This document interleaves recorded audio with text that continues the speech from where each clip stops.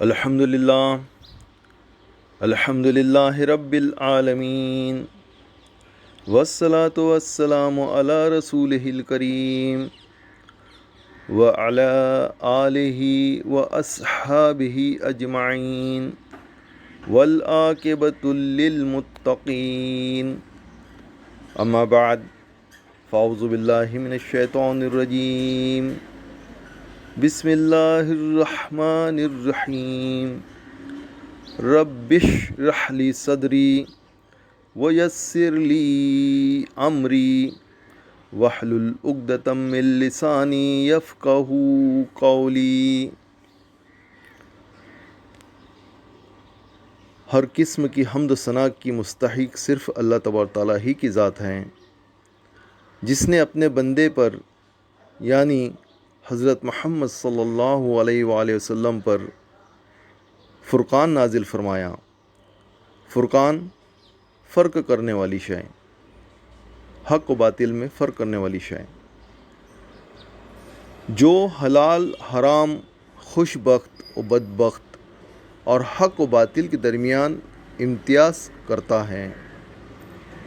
اسے کفر و دلالت اور معاصی و جہالت کے گھٹا ٹوپ اندھیروں میں تمام انسانوں کے لیے عام طور پر اور اہل تقوی مومنین کے لیے خاص طور پر نور،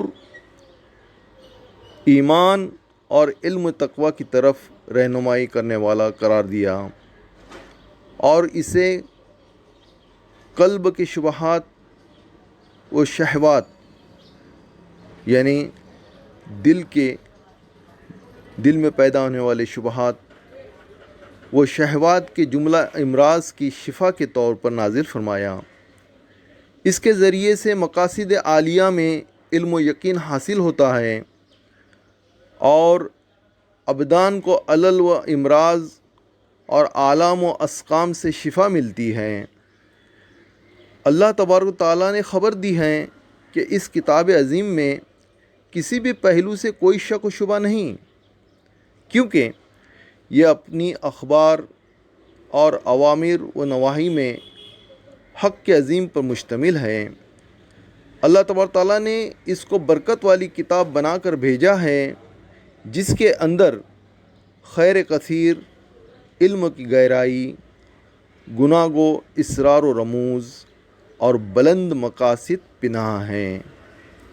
بلند مقاصد اس میں چھپے ہوئے ہیں۔ پس دنیا و آخرت کی ہر برکت و سعادت صرف اسی کو رہنما بنا کر اور اسی کی پیروی کر کے ہی حاصل کی جا سکتی ہے۔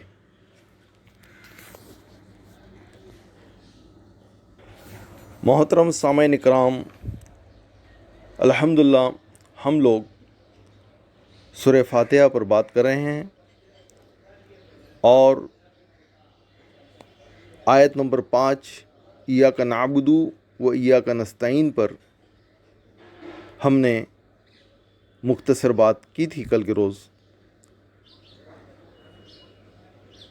اور یہ بتایا تھا کہ عبادت کے معنی ہیں کسی کی رضا کے لیے انتہائی تذلل و عاجزی اور کمال خشوع کا اظہار، اور بقول ابن کثیر رحم اللہ شریعت میں کمال محبت، خضوع اور خوف کے مجموعے کا نام ہے، یعنی جس ذات پاک کے ساتھ محبت بھی ہو، اس کی ما فوق الاسباب طاقت کے سامنے عاجزی و بے بسی کا اظہار بھی ہو، اور اسباب و ما فوق الاسباب ذرائع سے اس کی گرفت کا خوف بھی ہو۔ سیدھی عبارت جیسے ہم نے بتایا کہ ہم تیری عبادت کرتے اور تجھ سے مدد چاہتے ہیں ہوتی، لیکن اللہ تبارک تعالیٰ نے یہاں پر مفعول کو فعل پر مقدم کر کے فرمایا ایاک نعبد و ایاک نستعین، جس سے مقصد اختصاص پیدا کرنا ہے، یعنی ہم تیری ہی عبادت کرتے ہیں اور تجھ ہی سے مدد چاہتے ہیں۔ نہ عبادت اللہ کے سوا کسی اور کی جائز ہے، اور نہ استعانت ہی کسی اور سے جائز ہے۔ ان الفاظ سے शिर्क का सद्देबाप कर दिया गया है। यहाँ तक हमारी बात मुकम्मल हुई थी। अब हम आगे देखते हैं कि अक्सर हमने देखा कि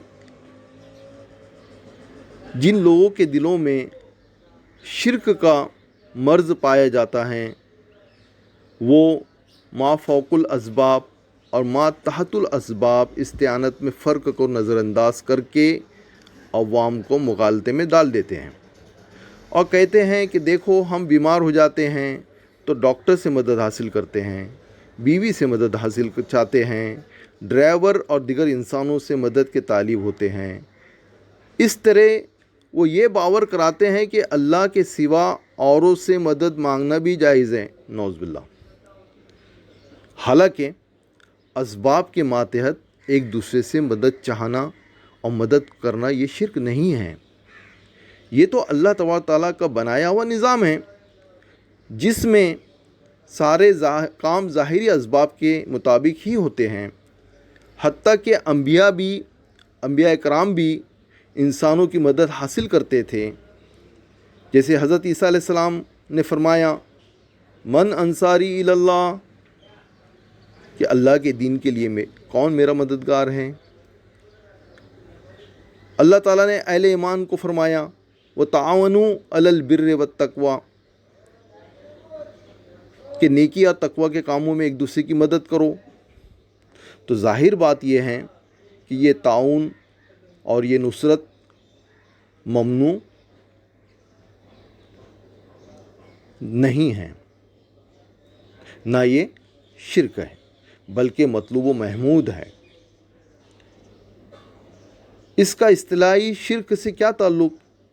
शिर्क तो ये है कि ऐसे शख्स से मदद तलब की जाए जो ज़ाहिरी असबाब के लिहाज से मदद ना कर सकता हो। जैसे किसी फौत शुदा बुज़ुर्ग को मदद के लिए पुकारना, इसको मुश्किल कुशा और हाजत रवा समझना, इसको नाफ़े व दौर बावर कराना और दूर व नज़दीक से हर एक की फरियाद सुनने की सलाहियत से बहरावर तस्लीम करना, इसका नाम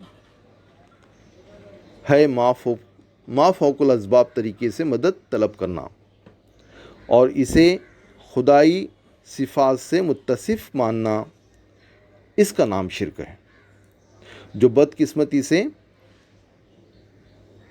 आम होता जा रहा है। तो हमें चाहिए कि इन बातों को अच्छी तरह से समझ लें और तौहीद क्या है, तौहीद की अक़साम क्या है, इस पर तवज्जो फरमाएं। तौहीद की 3 किस्में इस मौके पर मुनासिब होता है कि मुख्तसरन बयान कर दी जाए। ये किस्में हैं, नंबर 1 तौहीद रबूबियत, नंबर 2 तौहीद उलूहियत और नंबर 3 तौहीद सिफ़ात। तौहीद रबूबियत का मतलब है कि इस कायनात का खालिक, मालिक, रज़्ज़ाक और मुदब्बिर सिर्फ़ अल्लाह तबारक व तआला की ज़ात पाक है। इस तौहीद को मुलाहिदा व ज़नादिका, मुल्हिद जो दीन से फिर जाते हैं उनको मुल्हिद कहते हैं, और ज़नादिका ज़िंदिक के अलावा तमाम लोग मानते हैं, हत्ता के मुशरिकीन भी इसके कायल हैं। जैसे कि कुरान करीम ने मुशरिकीन मक्का का एतराफ़ नकल किया है। मसलन फरमाया कि ऐ पैगंबर सल्लल्लाहु अलैहि वसल्लम, इनसे पूछिए कि तुमको आसमान और ज़मीन में रिस्क कौन देता है, या तुम्हारे कानों और आँखों का मालिक कौन है, और बेजान से जानदार और जानदार से बेजान कौन पैदा करता है, और दुनिया के कामों का इंतज़ाम कौन करता है। तो ये कह देंगे कि अल्लाह, यानी ये सब काम करने वाला अल्लाह है। इस सूरह यूनुस की आयत नंबर 31 में। جس کا مفہوم میں نے آپ کے سامنے رکھا۔ دوسرے مقام پر فرمایا کہ اگر آپ صلی اللہ علیہ وسلم ان سے پوچھیں کہ آسمان و زمین کا خالق کون ہے تو یقیناً یہی کہیں گے کہ اللہ۔ سورہ زمر کی آیت نمبر 38 ہے۔ ایک اور مقام پر فرمایا اگر آپ صلی اللہ علیہ وآلہ وسلم ان سے پوچھے کہ زمین اور زمین میں جو کچھ ہے یہ سب کس کا مال ہے، ساتوں آسمان اور عرش عظیم کا مالک کون ہے، ہر چیز کی بادشاہی کس کے ہاتھ میں ہے، اور وہ سب کو پناہ دیتا ہے اور اس کے مقابل کوئی پناہ دینے والا نہیں، ان سب کے جواب میں یہ یہی کہیں گے کہ اللہ، یعنی یہ سارے کام اللہ تبارک تعالیٰ ہی کے ہیں۔ سورہ مومنون کی آیت ہیں 84 سے لے کر 89 کے درمیان۔ اب اسی طرح سے توحید الوہیت کا مطلب یہ ہے کہ عبادات کی تمام اقسام کا مستحق صرف اللہ تبارک تعالیٰ ہیں، اور عبادت ہر وہ کام ہے جو کسی مخصوص ہستی کی رضا کے لیے یا اس کی ناراضگی کے خوف سے کیا جائے۔ اس لیے نماز، روزہ، حج اور زکوٰۃ صرف یہی عبادت نہیں ہیں، بلکہ کسی مخصوص ہستی سے دعا و التجا کرنا، اس کے نام کی نظر و نیاز دینا، اس کے سامنے دست بستہ کھڑا ہونا، اس کا طواف کرنا، اس سے طمع یعنی لالچ اور خوف رکھنا وغیرہ بھی عبادت ہے۔ توحید الوہیت یہ ہے کہ یہ تمام کام صرف اللہ تبارک تعالیٰ ہی کے لیے کیے جائیں، اور جو لوگ شرک میں مبتلا ہے وہ عوام و خاص اس توحید الوہیت میں شرک کا ارتکاب کرتے ہیں، اور مذکورہ عبادات کی بہت سی قسمیں وہ فوت شدہ بزرگوں کے لیے بھی کرتے ہیں جو سراسر شرک ہیں۔ اب اسی طرح سے توحید صفات کا مطلب ہے کہ اللہ تبارک تعالیٰ کی جو صفات قرآن و حدیث میں بیان ہوئی ہیں ان کو بغیر کسی تعویل اور تحریف کے تسلیم کریں، اور وہ صفات اس انداز میں کسی اور کے اندر نہ مانیں۔ مثلا جس طرح اس کی صفت علم غیب ہے یا دور اور نزدیک سے ہر ایک کی فریاد سننے پر وہ قادر ہیں، کائنات میں ہر طرح کا تصرف کرنے کا اسے اختیار حاصل ہے، یا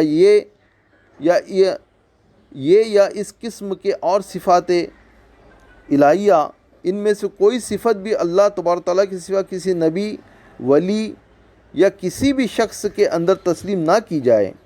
اگر تسلیم کی جائے گی تو یہ شرک ہوگا۔ انشاءاللہ تعالی ہم لوگ پھر انشاءاللہ اس کے بارے میں بات کریں گے۔ وآخر دعوانا ان الحمد للہ رب العالمین۔